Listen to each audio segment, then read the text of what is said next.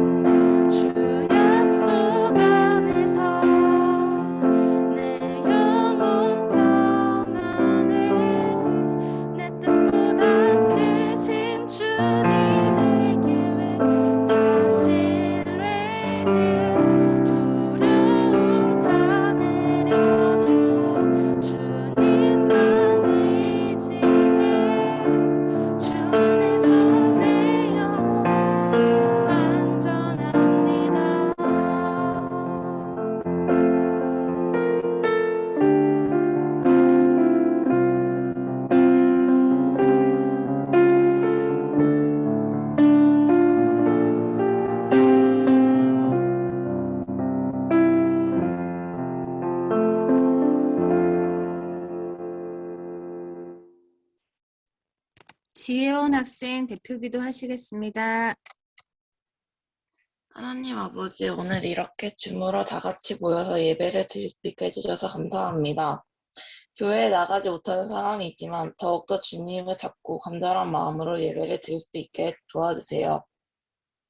요즘 코로나 확진자가 늘고 있는데 그 코로나 상황 속에서도 저희를 지켜주셔서 감사합니다. 주님을 믿는 자녀답게 어디서나 빛과 소금의 역할을 감당할 수 있는 저희 동고동거가 되게 해주세요. 오늘 정수영 동사께서 전해주시는 말씀을 한 주간 기억하고 살아갈 수 있도록 해주세요. 예수님의 이름으로 기도드립니다. 아멘. 주일 광고 말씀 전해드립니다. 6월 생일인 친구들 모두 축하합니다. 강우연, 유진환, 김민재, 크리시준, 박성현 학생 모두 축하드립니다. 오늘 오후 4시 30분에 라이브 생방송이 유튜브로 진행될 예정입니다. 참여 링크를 모두 보내드릴 테니까 시간 잊지 말고 함께 참석해서 우리 모두 즐거운 시간 가졌으면 좋겠습니다. 다음 주에 토요일 봉사 있습니다. 다음 주 예배위원은 기도 나윤경쌤, 봉독은 중1 학생들입니다. 이예림 학생이 대표해서 봉독 말씀 낭독하겠습니다.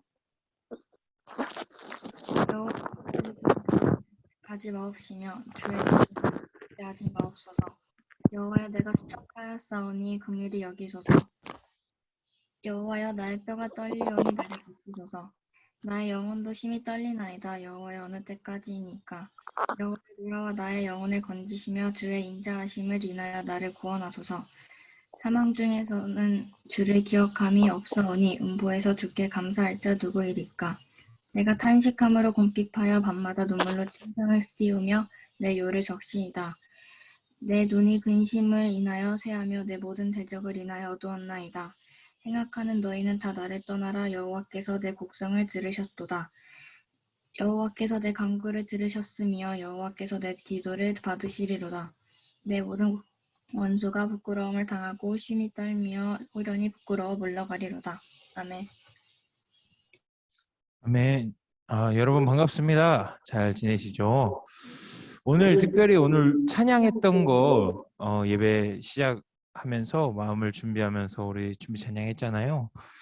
우리 선생님께서 이인희 선생님께서 얼마나 찬양 콘티 찬양곡을 얼마나 잘 선정하시는지 매주 찬양을 부르면서 이번 주 말씀이 무엇일까 유추하고 생각하는 것도 참 재밌을 것 같습니다. 바로 오늘의 찬양 고백, 내 영혼은 안전합니다와 예수나의 치료자, 이 두 곡만 잘 숙지하고 있다면 사실 오늘 말씀 짧게 말씀만 읽어도 될 정도로 참 많은 고백, 좋은 고백, 오늘 본문 말씀에 잘 맞는 고백이 담겨져 있는 것 같습니다.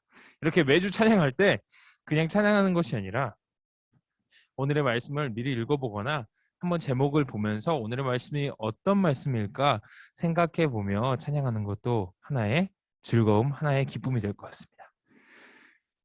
최근 저는 어떤 유튜브 영상에 빠져 있어요. 여러분 유튜브 채널 뭐 좋아하시는 채널 구독하신 거 몇 가지 있으시죠?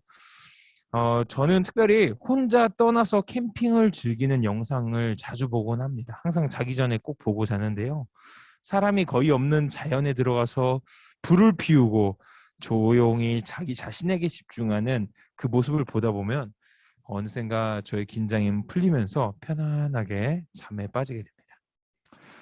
여러분은 어떻게 스트레스를 푸시나요? 또 하루의 긴장감을 어떻게 해소하시나요?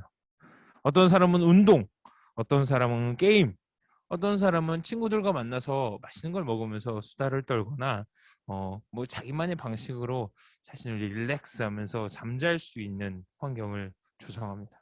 또한 편안히 쉴 수 있는 시간을 갖게 됩니다. 만병의 근원은요, 스트레스래요. 이 스트레스는 염려와 걱정 등 여러분 각자의 주어진 삶의 무게, 삶의 어려움으로 인해서 생깁니다. 이 스트레스가 심해지면요, 잠조차 잘 수가 없어요. 잠만 잘 자더라도 어려운 생각과 어려운 기억들을 정리하며 그 조각들을 풀어 헤쳐나갈 수 있는 힘이 생긴다고 말을 합니다. 이처럼 잠이 얼마나 우리에게 필요한 것인지, 또한 스트레스와 잠을 잘 해소하면서 살아간다면 우리는 몸이 아플 일이 적어진다고, 확률이 적어진다고 많은 의사 선생님들은 말씀하고 계세요. 이렇게 눈에 보이지 않는 스트레스로 인해서 우리의 정신뿐만 아니라 우리의 몸까지 상하게 되는 결과를 맞이하게 됩니다. 이렇게 현대인들의 긴장과 스트레스를 풀어줄 수 있는 힐링 영상이 유행하는 것도 바로 이거 하나의 이유인 것 같습니다.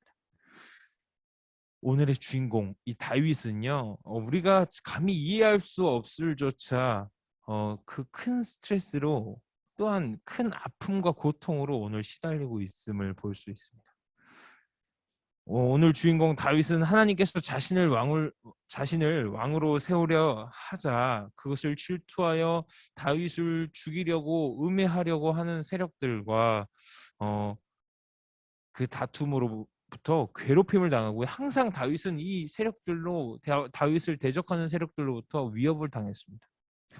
그럼에도 불구하고 다윗은 하나님을 믿고 굳건한 믿음과 신앙으로 모든 부담과 두려움을 이겨내고 하나님의 사람 이스라엘의 왕이 되었습니다.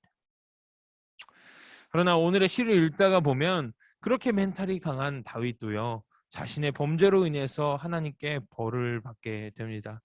단순히 육체의 고통뿐만이 아니라 죄책감과 두려움에 휩싸여 그의 육과 영이 완전히 붕괴되어 가는 과정같이 보입니다. 오늘의 본문 말씀이 바로 그렇게 말하고 있어요. 자신이 알 수 없는 병으로 고통을 당하는 것이 자신이 지은 죄 때문에 하나님을 분노하게 하였고, 그의 대가로 자신이 지금 고통을 당하고 있다고 고백하고 있습니다.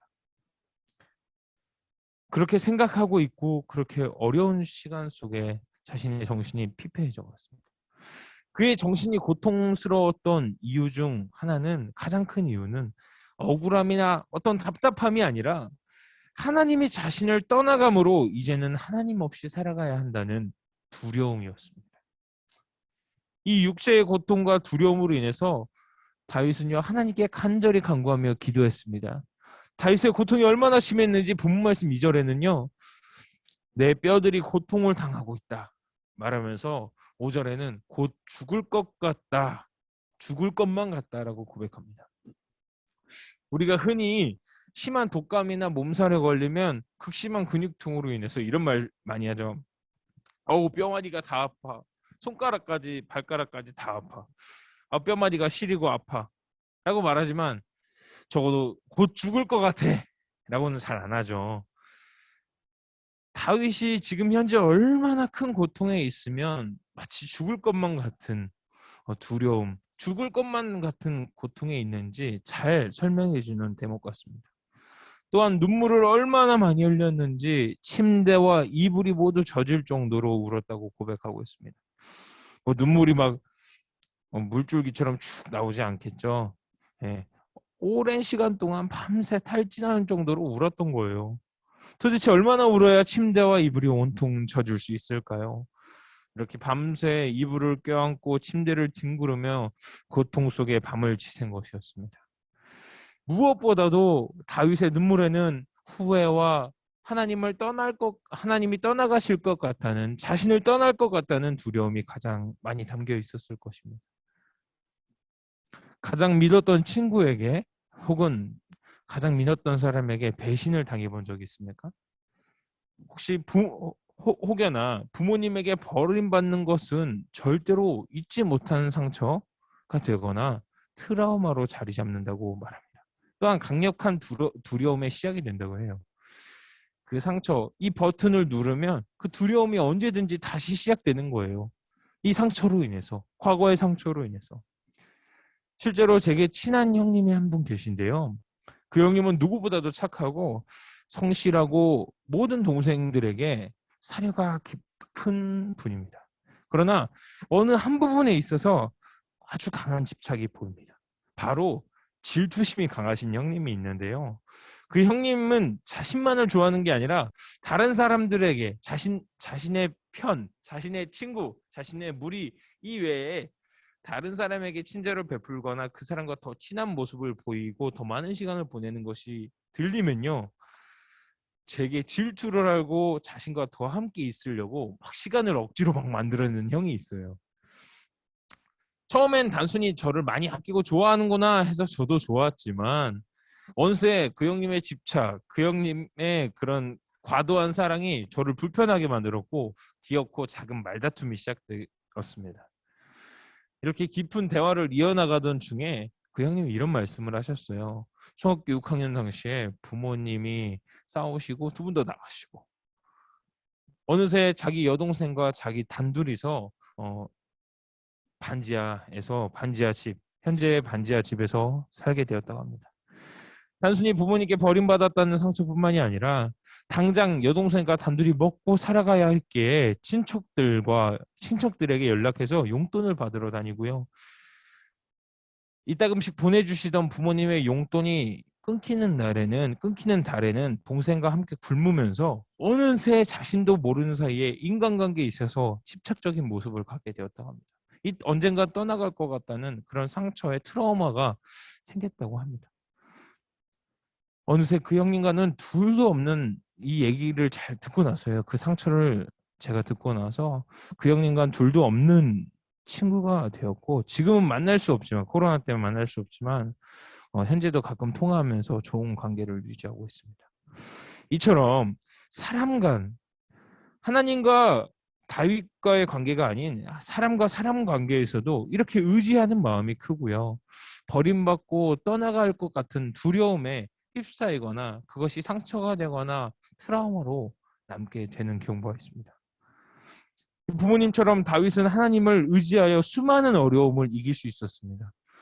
오늘 다 설명하기엔 너무나도 긴 대장정의 역사를 다윗은 수많은 시간을 하나님과 보내면서 수많은 전쟁과 목숨의 위협 속에서 승리로 이끄시며 하나님께서 기쁨의 그 승리를 맛보게 하셨습니다. 그러나 이제는 자신의 잘못으로 인해서 벌을 받게 되고 이제는 하나님께 버림받지 않을까 두려움에 부르짖게 된 것입니다. 우리의 참 부모 되신 하나님께서 우리를 외면하신다면 우리는 어떻게 될까요? 다윗은 좌절하고 슬프고 두려웠지만 포기하지 않고 주님 앞에 바로 무릎을 꿇었습니다. 용서와 긍휼하신 하나님을 믿고 다시 한 번 더 기도합니다. 내가 비록 죄를 지었고 그 죄로 인하여 현재 고통 중에 있지만 지금이라도 빨리 회개하고 기도한다면 긍휼하신 하나님이 용서의 하나님이 나를 용서하여 주시고 다시 한 번 더 나와 함께 해주시고 일으켜 주실 거야.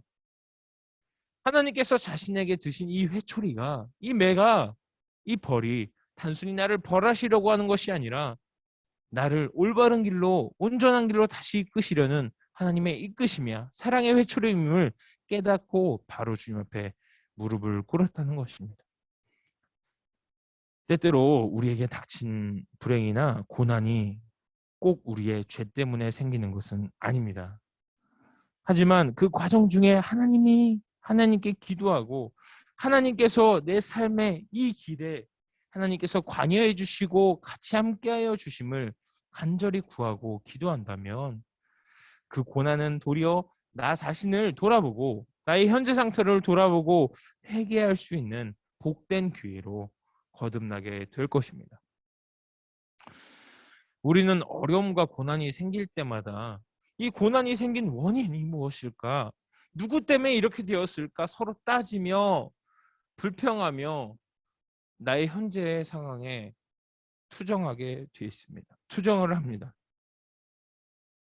그러나 이 모든 것을 그치고 내가 어려움과 고난에 빠졌을 때 그 모든 과정 중에 하나님의 섭리와 일하심이 있을 거야.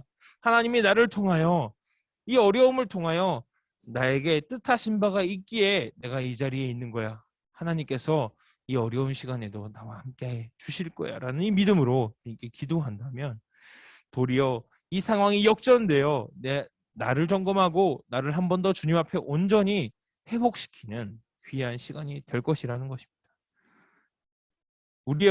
우리는 그 어려움에 좌절하거나 도망가는 것이 아니라 이 다윗과 같이 바로 무릎을 꿇고 하나님의 긍휼을 바랄 수 있는 것입니다.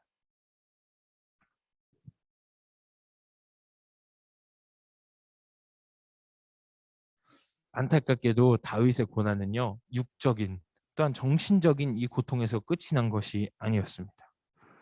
자신의 문제를, 개인적인 문제를 감당하기에도 벅찬 이 순간에 다윗이 겪는 고난을 보며 비웃는 대적들과도 싸워야 하는, 그들과도 맞서야 하는 상황에 처하게 됩니다. 그러나 다윗은 굴복하지 않았습니다.